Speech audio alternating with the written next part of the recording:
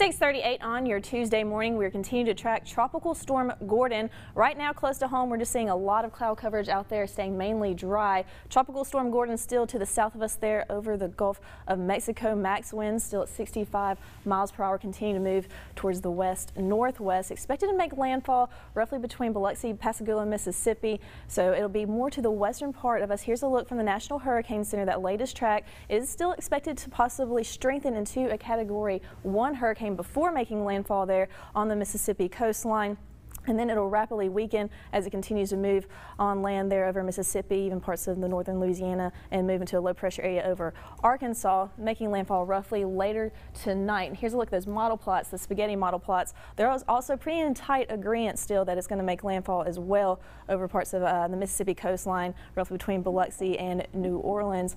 So the main part of it staying more to the west of us. So that's good news for us here locally, but we could still see some minimal impacts. And at this point, it's unlikely that we see really any major shifts in this, so the track probably pretty set to go towards the Mississippi coastline for us, but still we're going to feel some minimum impacts here close to home. Hurricane warning for the Alabama coastline for Mobile, the Gulf Coast, there, Orange Beach area, Gulf Shores, and also for the Mississippi coastline. Then tropical storm warning extending back into Louisiana coastline, and also tropical storm warning for us here in the northwestern part of the Panhandle. Could get a little gusty this afternoon as well, so again, some gusty winds out there. I think really wind's going to stay more about 10 to 15 miles per hour here close to home. Now we could see gusts closer to 20 miles per hour and possibly some gusts greater than that, but the greatest wind's going to stay more towards the west of us, closer to Mobile, Pensacola area. They're going to see winds about 20 to 30 miles per hour. Could see max winds greater than that, around 40 to 50 miles per hour, also possible in some spots. And then, like I said, that thing will continue to weaken rapidly. Tropical Storm Gordon continue to weaken rapidly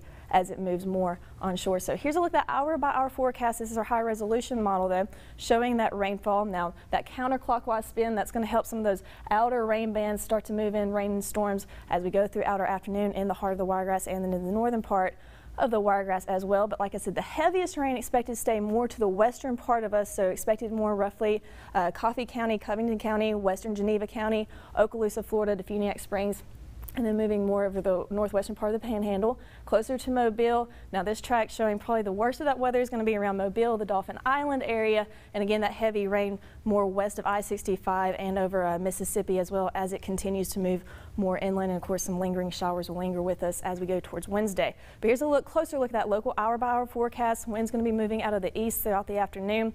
Right now we're in the 70s. As we go to the afternoon, only going to stay in the lower to mid 80s. Like I said, those rain bands going to start roughly around after lunchtime into the early afternoon hours. Some of those storms could get locally intense for us, so we could see some of us seeing some of those heavy downpours and gusty winds with those outer rain bands.